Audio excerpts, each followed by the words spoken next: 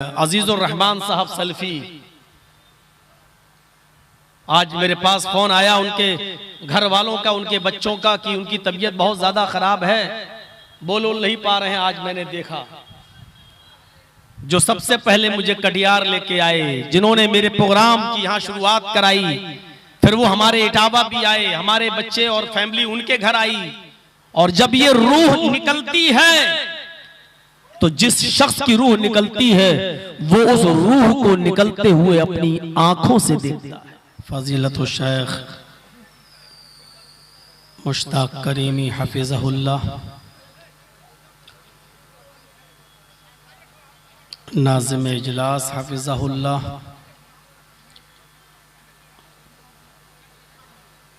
Stage पर बैठे हुए दीगर मुअक्कर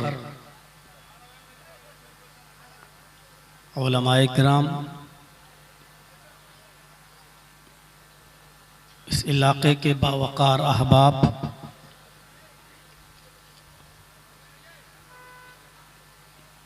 मुअज़्ज़ज़ सामईन हज़रात, पर्दा नशीन इस्लामी ख्वातीन, प्यारी माँ और बहनों, कौमों मिल्लत के लायकवर नौजवानों, मुस्तक़बिल के होनहार अजीज बच्चों,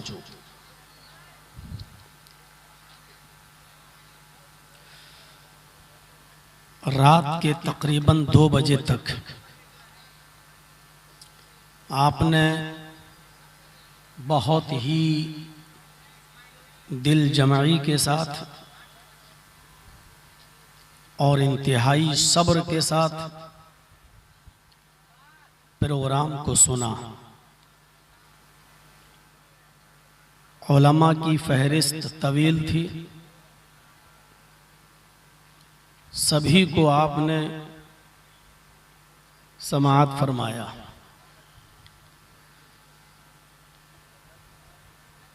उलमा ने, खुतबा ने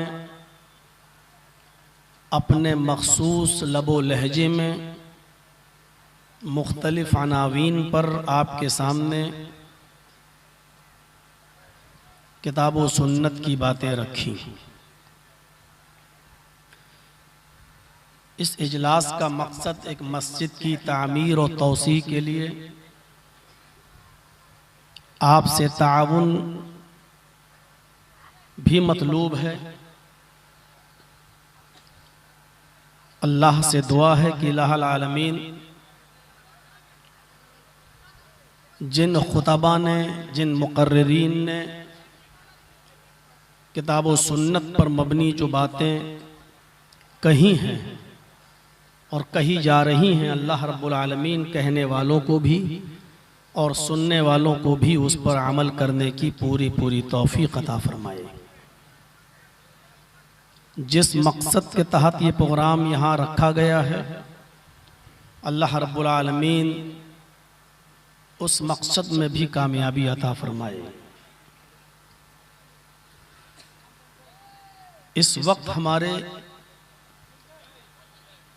मुल्क के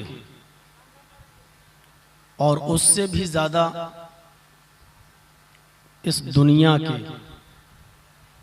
जो हालात हमारे और आपके सामने हैं वो किसी से छिपे हुए नहीं हैं।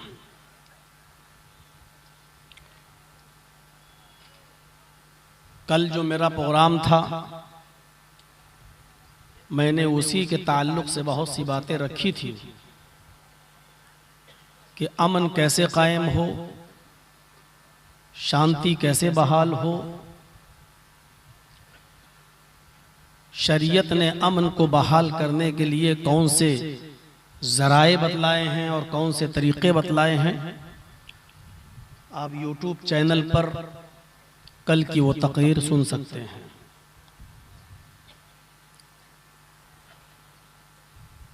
आज मुझे आपको एक हसास मौजू से जोड़ना है।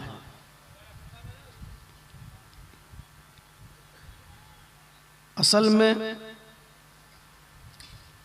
जब हम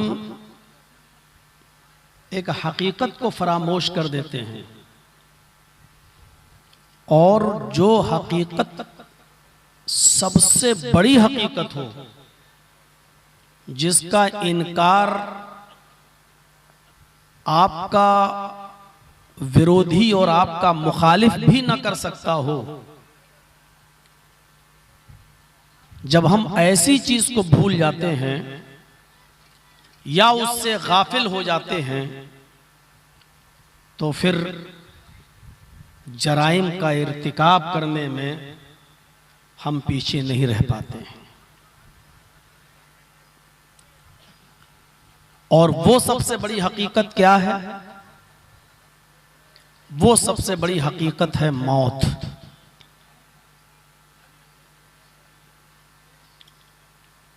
आपका सबसे बड़ा दुश्मन भी उसका इनकार नहीं करेगा। कोई मजहब का मानने वाला उसका इनकार नहीं करेगा। कोई डॉक्टर भी उसका इनकार नहीं करेगा।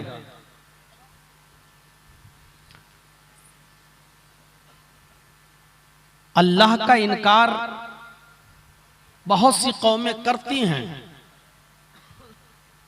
और कम्युनिस्टों का तो ये मिजाज है, वो कहते हैं कि अल्लाह नाम की कोई चीज है ही नहीं, ये दुनिया का निजाम ऐसे ही चलता है और चलता रहेगा। लोग आते हैं, पैदा होते हैं और पैदा होते रहेंगे, मरते रहेंगे।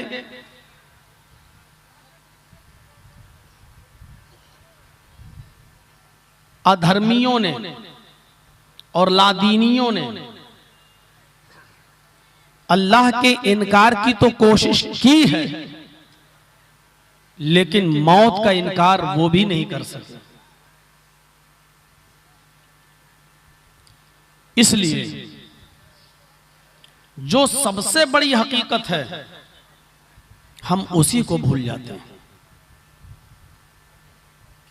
ये जानते हैं कि मरना है, ये जानते हैं कि जिंदगी की जिस गाड़ी पर, जिस ट्रेन पर हम सवार हैं, उसका आखिरी स्टॉप, उसकी आखिरी स्टेशन कब्रिस्तान है, लेकिन इसके बावजूद हम उसको भूल जाते हैं। और शायद मैं ये कहूं कि भूल नहीं जाते हैं, उससे हम गाफिल हो जाते हैं। ये एहसास नहीं रहता है कि हमें भी एक दिन मरना है, और मौत कब हमें अपने आगोश में ले ले, कब अपने चंगुल में ले ले, कब अपने लपेटे में ले ले, ये किसी को पता नहीं। नबी अकरम ने यही तो कहा था कि अक्सिरू ज़िक्र हाज़िमिल लज़्ज़ात, लज्जतों को तोड़ने वाली, एंजॉयमेंट को तोड़ने वाली, लज्जतों को तोड़ने और खत्म करने वाली मौत को तुम कसरत से याद किया करो, कसरत से याद किया करो। और वो कौन सी चीज थी और कौन सा एहसास था कि इमामत के लिए मुसल्ले पर खड़े हो गए अल्लाह के नबी, और हजरत बिलाल ने इकामत भी कह दी, लोगों ने सफ बंदी भी कर ली, लेकिन अचानक मुसल्ले से आप हटते हैं, अपने हुजरे में जाते हैं, कोई चीज निकालते हैं, अपने हुजरे से बाहर निकलकर गरीब और मिस्कीनों को ढूंढते हैं,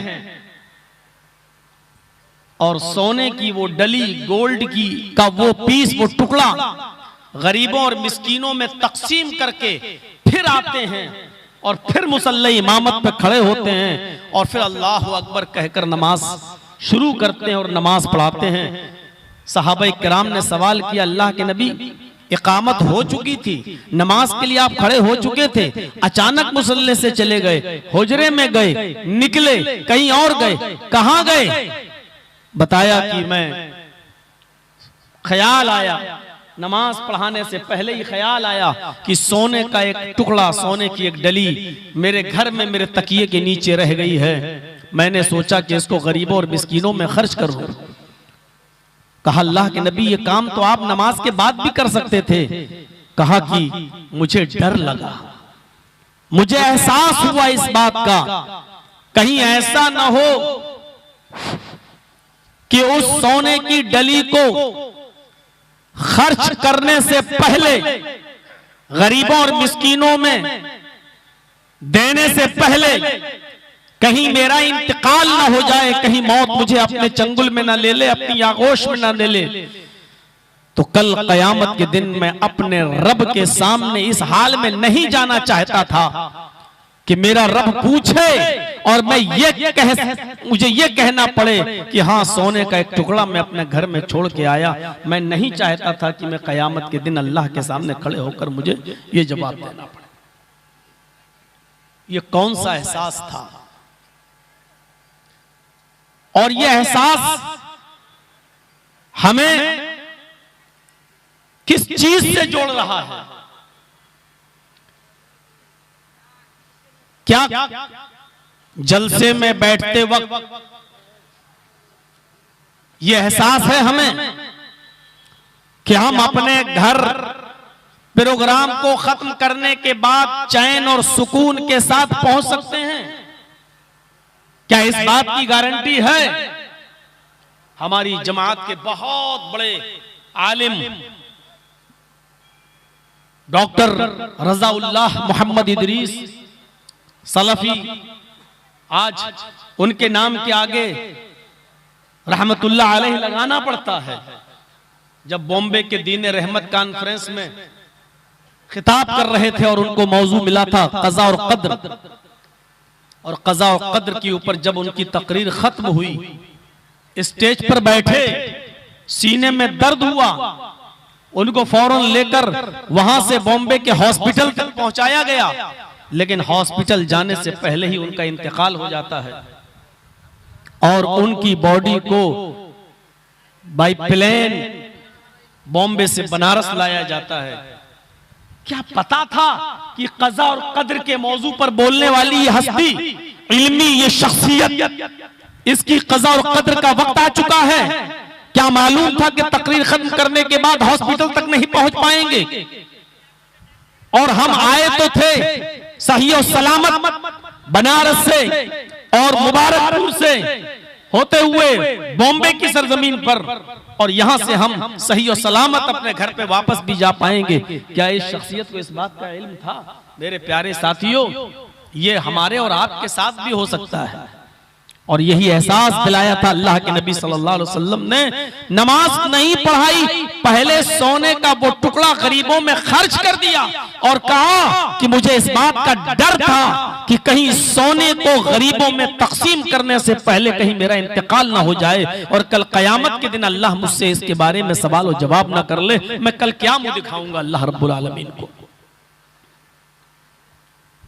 यह एहसास हमें कहां लेके जा रहा है? और रूह जब निकलती है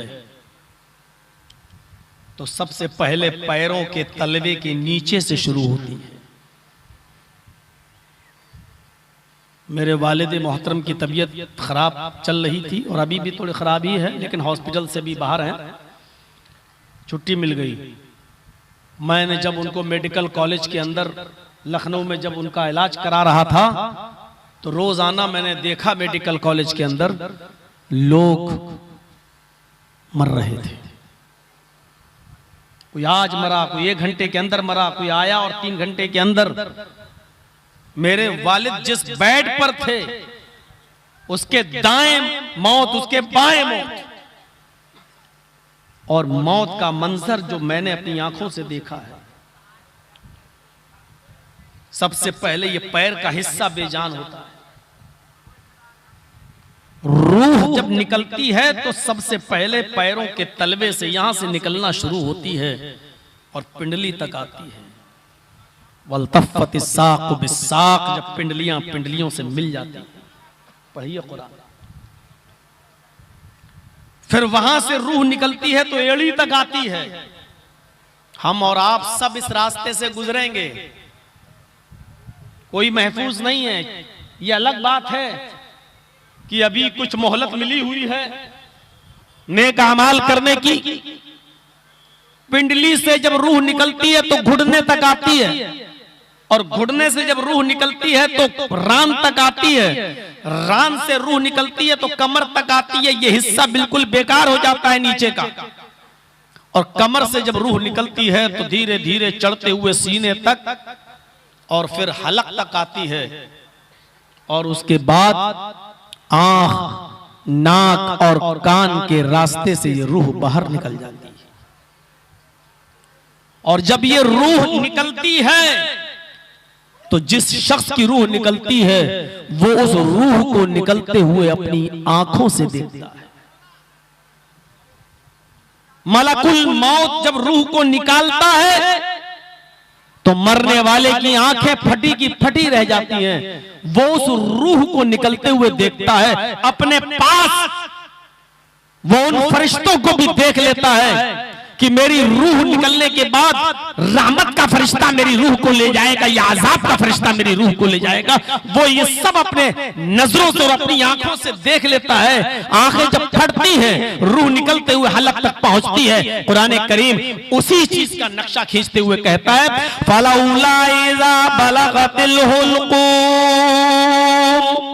जब ये रूह निकलते निकलते पैरों के पंजों से, तलवों से निकलते निकलते, पिंडली से निकलते निकलते तुम्हारी एड़ियों तक, तुम्हारी पिंडलियों तक आती है, और पिंडलियों से निकलते निकलते घुटनों तक, और घुटनों से निकलते निकलते रान तक, रान से निकलते निकलते कमर तक, और कमर से निकलते हुए हलक तक आती है। फलौला इज़ा बलगतिल हुल्कूम, और जब ये रूह तुम्हारे नरखरे तक, तुम्हारे हलक तक पहुंच जाती है, वअंतुम हीनइज़िन तंज़ुरून, उस वक्त तुम इस रूह को निकलते हुए अपनी आंखों से देख रहे होते हो। कुरान कह रहा है ये कोई और नहीं, उस वक्त तुम रूह को अपनी आंखों के सामने निकलते हुए देख रहे होते हो। आपकी जमात की एक बड़ी शख्सियत है, कटिहार में रहे हैं,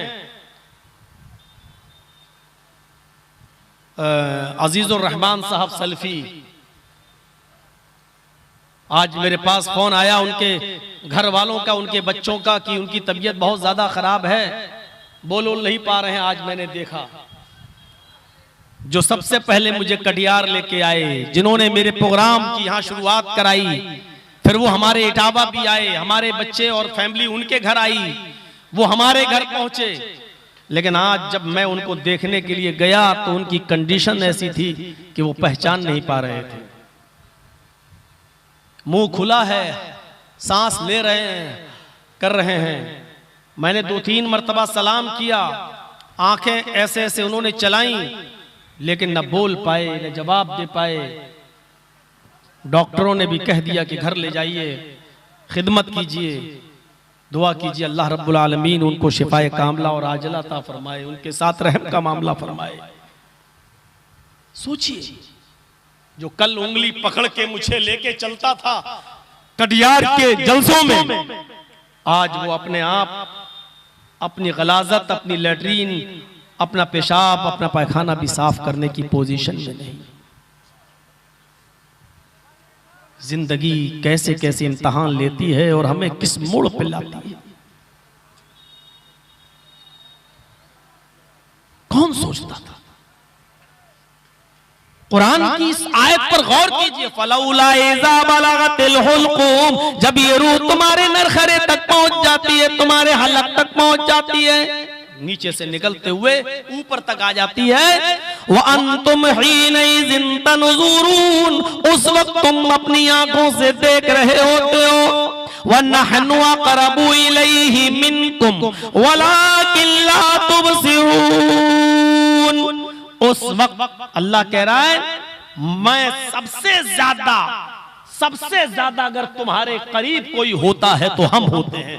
व नहनु अक़रबु इलैहि मिनकुम, उस वक्त सबसे ज्यादा अगर तुम्हारे करीब कोई होता है तो हम होते हैं। तुम्हारा बाप करीब नहीं होता है, तुम्हारी बीवी तुम्हारे करीब नहीं होती है, तुम्हारे यार दोस्त तुम्हारे करीब नहीं होते, अगरचे वो वहां बैठे हुए हैं, अगरचे वो चम्मच से तुम्हें पानी पिला रहे हैं, अगरचे वो अपने कपड़े से तुम्हारा पसीना साफ कर रहे हैं, अगरचे वो तुम्हारी खिदमत कर रहे हैं, लेकिन अल्लाह कह रहा है व नहनु अक़रबु इलैहि मिनकुम, उस वक्त सबसे ज्यादा करीब अगर उस मरने वाले के अगर कोई सबसे ज्यादा करीब होता तो हम होते हैं। वलाकिन तुबसिरून, लेकिन तुम्हारी आंखों में इतनी सकत और ताकत और पावर नहीं कि तुम मुझे देख सको। वलाकिन ला तुबसिरून, तुम्हारी आंखें मुझे नहीं देख पाती हैं, तुम हमें नहीं देख सकते। इसके बाद अल्लाह ने चैलेंज किया है, बड़ी से बड़ी ताकतों को, बड़े से बड़े सुपर पावर को, सबको अल्लाह ने चैलेंज किया है। फलौला इन कुंतुम गैर मदीनीन, अगर तुम्हारे ऊपर कोई सुपर पावर नहीं है, अगर तुम्हारे ऊपर कोई मालिक नहीं है, अगर तुम किसी के मातहत नहीं हो, अगर तुम सबसे बड़ी पावर में हो, सबसे बड़े ताकतवर हो और तुम्हारे ऊपर कोई बड़ी ताकत नहीं है, तरजिऊनहा इन कुंतुम सादिकीन, तो जो रूह निकाल रहा है फरिश्ता मलकुल मौत, उससे वो रूह छीन क्यों नहीं लेते हो? उससे वो रूह छीन कर तुम अपने अंदर वापस क्यों नहीं लौटा लेते हो?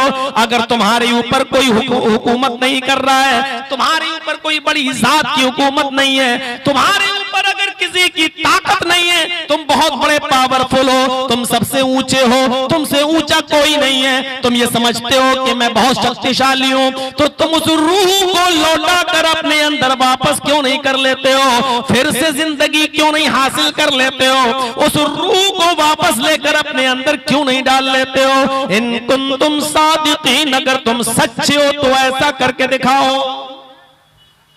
इसका मतलब यह है कि तुम ताकतवर नहीं हो, तुम्हारे ऊपर भी किसी की हुकूमत है और उसी का नाम है अल्लाह।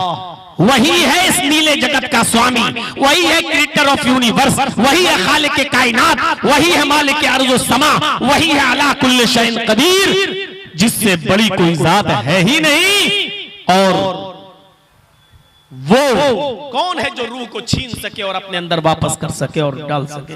अगर तुम किसी के जेरे तहत नहीं हो, मातहत नहीं हो, पावरफुल हो, तो उस रूह को लौटा कर अपने अंदर डाल के देखो। मेरे प्यारे साथियों, यहां से हम एहसास पैदा कर देख लीजिए, जाने लेना कितना आसान है। फिलिस्तीन में देख लीजिए, इजराइल और फिलिस्तीन की जंग देख लीजिए, एक बाप कितनी मेहनत और मशक्कत के साथ अपनी औलाद की परवरिश करता है, कितने मरहलों से गुजरता है। एक माँ कितने महीने अपनी औलाद को, अपने बच्चे को पेट में रखती है, कितने मराहिल से गुजरने के बाद फिर वो उसको जन्म देती है, कितनी मुश्किल से पाल पोस कर बड़ा करती है, और उसको ऐसा पालने और पोसने में कितनी कुर्बानियां देना पड़ती हैं, कितनी मेहनतें करना पड़ती हैं, और कितना सब कुछ लुटाना पड़ता है। लेकिन बड़ी आसानी के साथ एक छोटा सा बम फेंक दो और लाशों के अंबार लगा दो। मिनटों में बरसों की मेहनतों की कमाई और परवरिश की हुई मेहनत के जिसके बलबूते पर एक बाप सपने देखता है कि बड़ा होकर मेरा बेटा मेरे बुढ़ापे में मेरी लाठी का सहारा बनेगा, मेरा सहारा बनेगा, लेकिन बड़ी आसानी के साथ उसकी जानों को ले लिया जाता है और बर्बाद कर दिया जाता है उसकी जिंदगी को। मेरे प्यारे साथियों, जरा गौर करो, बर्बाद करना कितना आसान है और किसी को आबाद करना कितना मुश्किल। हम इन चीजों पर जरा नजर डालें। इन सब मरहलों से हमें और आपको भी गुजरना है। मलकुल मौत को हमारी और आपकी भी रूह निकालना है। हमारे और आपकी रूह भी नीचे से, पंजों से, पैरों से, तलबों से निकलते हुए नरखरे तक पहुंचेगी। आंखें फाड़ता है आदमी, ऊपर आंखें टंगी रह जाती हैं, वो देखता है कि मेरी रूह निकल रही है, आंख और नाक और कान के रास्ते से उसकी रूह निकलती है। ये बड़ा नाजुक वक्त होता है। ये वक्त जनाबे मोहम्मद रसूलुल्लाह सल्लल्लाहु अलैहि वसल्लम के सामने भी आया था। इंतकाल से थोड़ी देर पहले आपका हाल ये था, फजर की नमाज के बाद, जोहर की नमाज से पहले मेरे भाइयों आप पानी के प्याले में अपना हाथ डालते जाते थे और पानी के छींटे अपने जिस्म पर मलते जाते थे और कहते जाते थे इन्ना लिल मौति सकरात, इन्ना लिल मौति सकरात, इन्ना लिल मौति सकरात। मौत के लिए बड़ी बेचैनियां हैं, मौत के लिए बड़ी तकलीफें, मौत के लिए बड़ी परेशानियां हैं। हजरत फातिमा ने जब अपने बाप को ये चीखते हुए देखा कि इन्ना लिल मौति सकरात, मौत के लिए बड़ी बेचैनियां हैं, तो वो भी चीख पड़ी वाह कर बाबा तो, हाय मेरे अब्बू की तकलीफ, हाय मेरे अब्बू की परेशानी, हाय मेरे अब्बू की तकलीफ। नबी अकरम सल्लल्लाहु अलैहि वसल्लम को भी इस दौर से गुजरना पड़ा। हम और आप कहां हैं? कितनी आसानी के साथ इंसान इस चीज को भूल जाता है, कितनी आसानी के साथ, कोई जैसे कुछ है ही नहीं। रोजाना हम मिट्टी देते हैं, रोजाना कब्रिस्तान जाते हैं, नहीं जाते हैं तो गुजरते हैं कब्रिस्तान के पास से, हम देखते हैं मेरे भाइयों मिट्टी भी देते हैं, लेकिन एहसास नहीं होता है कि हमारा असल घर यही है, हमें इसी जगह पर आना है। अरे हमसे और आपसे तो लाख गुना बेहतर वो सिकंदर बादशाह था जो 6 महीने हुकूमत किया करता था और 6 महीने जंगल में टूटी और फूटी हुई कब्र के पास बैठकर हड्डियों को उठाकर रोता था और कहता था अरे हड्डियों कल तुम मेरे जैसी थी और कल मैं तुम्हारे जैसा हो जाऊंगा, आए हड्डियों कल तुम मेरी तरह थी और कल मैं तुम्हारे जैसा हो जाऊंगा, आए हड्डियों कल तुम मेरे जैसे थी और कल मैं तुम्हारे जैसा हो जाऊंगा। वो ये कहकर अपनी मौत को याद किया करता था। जब 6 महीने वो हुकूमत करता था तो उसके बाद वो 6 महीने जंगल में भी रहता था और कहता था हुकूमत में हमने बड़े ऐशो आराम किए हैं, बड़े आराम से हमने जिंदगी गुजारी है, अब इसको हम कैसे याद करें, इसको हम कैसे फरामोश करें। फिर वो जंगल में जाता था और जंगल में जाकर वो अपनी मौत को याद किया करता था। उन हड्डियों को देखकर कहता था अरे हड्डियों कल तुम मेरी तरह थी और कल मैं तुम्हारे जैसा हो जाऊंगा, अरे हड्डियों कल तुम्हारा हाल वो था जो आज मेरा है और कल मेरा वो हाल हो जाएगा जो आज तुम्हारा है, अरे हड्डियों कल तुम मेरी तरह थी और कल मैं तुम्हारी तरह हो जाऊंगा। ये कह कहकर वो अपनी मौत को याद किया करता था ताकि जब कल हम फिर खिलाफत की कुर्सी पर बैठे हुकूमत चलाएं तो कम से कम हम लोगों के सामने आदल कर सकें और इंसाफ कर सकें। कभी हमें एहसास होता है किसी की जमीन दाबते हुए कि कल हमें भी मरना है, कभी एहसास होता है गलत फैसला करते वक्त कल हमें भी मरना है, कभी एहसास होता है तरफदारी करते वक्त फैसले में कि हम गलत फैसला कर रहे हैं, कल हमें भी अपने रब के सामने जवाब देना है। जबकि मौत का इनकार दुनिया का कोई मजहब नहीं करता है। ये अलग बात है कि मरने के बाद इंसान दोबारा जिंदा होगा या नहीं, या मरने के बाद इंसान को की हैसियत क्या होगी, इसमें तो इख्तिलाफ है। ईसाइयों का और यहूदियों का और मुसलमानों का अकीदा है कि इंसान दोबारा जिंदा होगा, लेकिन हिंदू भाई ये कहते हैं कि नहीं, मरने के बाद इंसान अपने अमल के मुताबिक दूसरा जन्म पाएगा, कभी कुत्ता, कभी बिल्ली, कभी सुअर, कभी बंदर, कभी छछूंदर, कभी चूहा, ये सब उसको उसके अमाल के मुताबिक ये आवागमन ये उसको होता रहेगा, उसके जन्म होते रहेंगे और अगर अच्छे कर्म किया है तो फिर वो इंसान बनकर पैदा होगा, मनुष्य का उसको जन्म दिया जाएगा। वो एक अलग मसला है मेरे भाइयों, लेकिन मानते वो भी हैं कि मरने के बाद इंसान को दुनिया में जैसा किया है उसको उसका फल मिलना है। दुनिया में कोई ऐसा मजहब नहीं है जो इसका इनकार करता हो, किसी न किसी शक्ल में मानता है कि मरने के बाद हमारा हिसाबो किताब होगा, किसी न किसी शक्ल में उसको तस्लीम करता है। हम क्यों भूले हुए हैं, हम कैसे फरामोश कर जाते हैं।